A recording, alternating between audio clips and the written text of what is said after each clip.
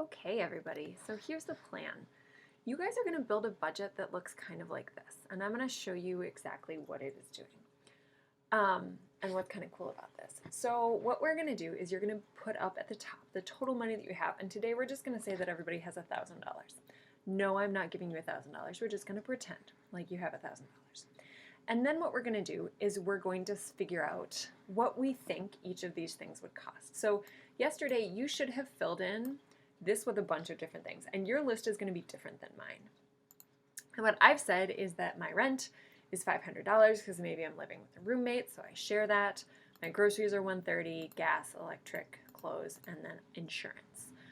And this is going to be my plan. So you'll notice up here I titled this, how much I think this will cost each month. So let's say I think I'm going to spend $130 on groceries, or actually I'm getting pretty good at saving. I think I'm going to spend $120. And what I want you to watch here is up here, this is going to change as soon as I hit enter. So I hit enter, and notice that went down by $10. And that's because the total I plan to spend, what I have is that this is a formula. It says equals sum of B6 through B50. So what I've done is I said, I want you to add up all of the numbers all the way down. And the reason I made it go through 50 is because I wanted it in case I add a bunch of things, because maybe we're going to add on like a haircut, and I planned that that haircut is going to be $40, right? Oh, now we're in trouble because I've spent too much money. And notice what happened when I did that is that it's telling me that I don't have enough money. I made it do a special thing where it turned red if this goes below 0, and so I will show you guys how to do that. But let's say I haven't gotten the haircut yet, so we're doing okay right now. I'm not planning on it. And then over here, this is how we kind of get some flexibility in our budget, is when you say this is how much it actually costs, right? So it turns out that this month, groceries were $140, even though I thought it was only going to be $120. Gas was right on. Ooh, electricity, I saved $2 because that's how much it actually cost. And then clothes, I only spent $25. My insurance was, in fact, $200. Or maybe you do a really good job and then maybe you're like, shoot, I didn't plan anything for my haircut, and then I just really needed a haircut, and I spent $35 on that haircut. Now notice what's changed over here is this amount. And this is now telling me that you have spent $8 too much. That's really bad, because this is saying I've actually spent more money than I have. So we're going to change that and say that I didn't get a haircut, and I actually have $27. So the idea is you want to make a plan and make sure that that plan stays within the budget that you have, the amount of money that you have. And then what you want to do is actually figure out what the real costs are, right? I gave myself $40 to spend on clothes, but I only spent $25. That's how I got to spend a little bit more on groceries. So your sheet doesn't look like this right now, though. Your sheet looks like this. And now yours are probably going to be a little different than mine, but that's okay. So what I'm going to do is I'm going to show you how to build this. So what we're going to do is we're just going to go over here and say, okay, total money I have, total I plan to spend, and savings. Let's just add those titles in here. So we're going to type in total money I have, total money I plan to spend, and then savings. And then the other ones that I had over here was total spent and savings. So I'm going to give myself just a little bit of room over here and then just say total spent and then savings. And it doesn't obviously have to be perfect.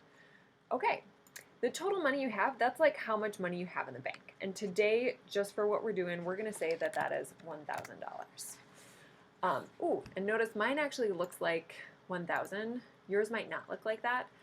If you want any number, so if I just type like 1,000 over here, it doesn't look like money. If you click on that, then you can hit this format as currency and it'll make it look like 1,000, but we don't need that 1,000 over there, so we're not going to put that. Okay, and then what I'm going to do is I'm going to start filling in these. And I chose to make those gray in my original one. The way that you do that is there's like a little paint thing over here, and I made them gray. And that's because this isn't not actually what I'm going to spend, so I don't want it to be that big a deal, but I do want to kind of like color code things. If you don't want to color code, that's fine. So rent is probably going to be the same for you almost every month. In this case, I'm saying my rent is $500.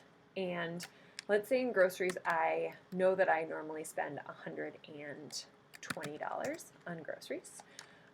My gas bill is $60. I'm just making numbers up right now, and you're going to kind of guesstimate for yourself what these would end up being. My electricity is $50. I'm going to spend $38 on clothes, and my insurance I know is $200. Now, this hasn't really helped me a ton, so what I want to do, and like what will help you as you're actually planning, is if you can get these two columns or these two cells to do what you want them to do. So the total money I plan to spend, well, I'm planning to spend all of the things in gray here. So what I'm going to do is I'm going to type into this one equals and then sum. Sum means that you're going to add all of the things up, right? The sum of 2 and 3 is 5.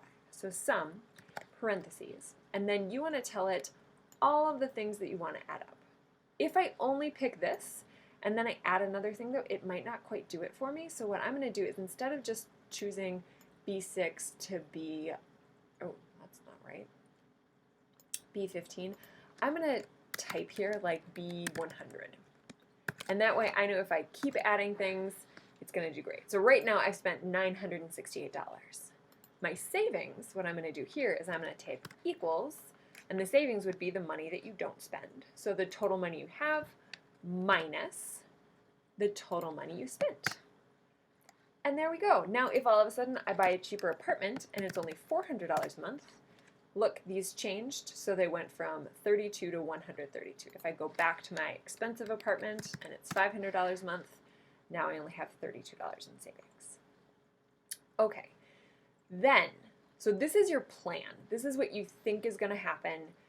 You're making a plan so you know, like if you go to the store and you want to buy a $50 shirt, shoot, I haven't planned for that, but you could see if you could plan for that by typing in 50 here. And hey, I still have enough money, so I can do that if I want to. But let's leave that as 38 for right now. And then what we're going to do is type in how much it actually costs. So this you would fill in as the actual bills come in. So you pay your rent bill, it's $500. You go grocery shopping and you're like, shoot, things are really expensive this month. It's $135. Your gas bill came in exactly like you thought, so did your electricity. You only spent $20 on clothes because you found a cute pair of shoes that you really like, but your insurance, alas, is in fact $200. So this is your actual spending. I think that's a little bit more important, so I made that yellow in mine. You guys could make that a different color or not. To do that, again, you'd highlight them, you'd click on this little paint bucket over here and pick whatever color you want. Maybe you want it to be orange. Doesn't really matter. Your call, okay? Now I want to say the total money that I actually spent.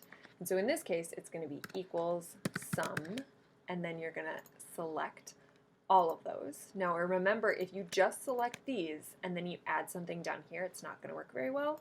So instead of C11, I'm going to make that C100.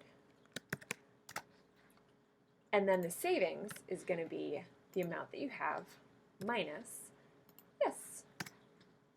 And we'll find out, like, great, I actually saved $35.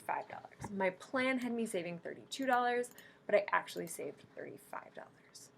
And this right here is a pretty solid way of planning. It's not perfect, and there's definitely other things that you can do, but this is a pretty good way of doing things.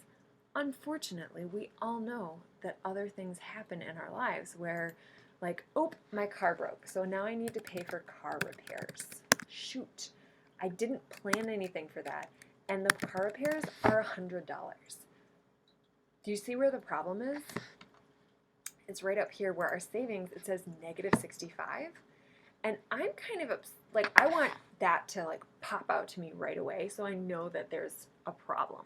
So what I'm going to do is I'm going to do something called conditional formatting. And I'm going to make this turn red if something goes bad. And if something goes bad, that's when I'm below 0. So what I'm going to do is I'm going to click on that cell and go to Format, down to Conditional Formatting.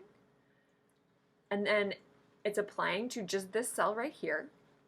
And what I'm going to say is format the cells, not if it's not empty, but I'm going to say if it is, and I just scrolled down here, less than $0. What I want it to do is I want that cell to turn red. so that I know that there's a big problem and I need to fix it. Now notice if my car repairs are only $5 because I just needed some tape or something, all of a sudden we're back into the happy territory. This is no longer red. But if my car repairs cost $100, all of a sudden, uh-oh, I've spent too much money and my savings are red. So what I would like you to do, and you can actually do the same thing over here, and I think that I already did this where the value is less than 0. So if I planned to spend, let's say I want concert tickets, and the concert ticket is $350. I don't know what's wrong with y'all, but sometimes things are really expensive. That's telling me my plan is in trouble. And so this is already a problem because it is a negative number. That means I don't have enough money to cover what I need to cover. So can't buy those concert tickets yet. But maybe what you could do is you could say that you're saving for concert tickets. And so what you could do is you could say, well, I have $32 left this month. I can put those $32 into savings. And then I've spent all of my money. I have a plan for all of my money. The car repairs really got me in a bind though. So I got to figure out somewhere that I can take $65 from here. So maybe I can't actually buy that shirt. So I'm not going to buy any clothes.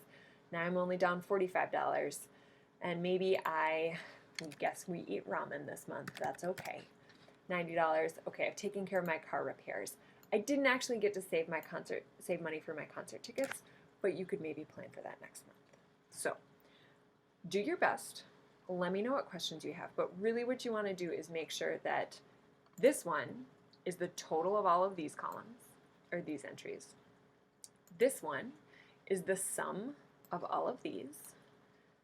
This one takes the amount of money you have and subtracts the amount of money that you spent. Same thing here.